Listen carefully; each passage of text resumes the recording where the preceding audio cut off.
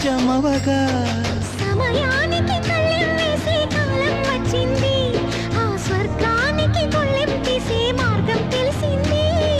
కామునికే మైకం కమ్మే యాగం జరిగింది, గోపాలునికే పాఠం చెప్పే యోగం దక్కింది.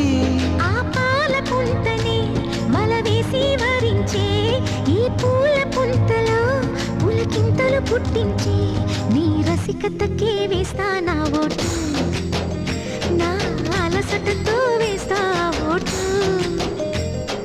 చిన్నగా చిన్నగా చిన్నగా మది కన్నులు విప్పిన కన్నెగా నీ మగసిరికే వేస్తా నా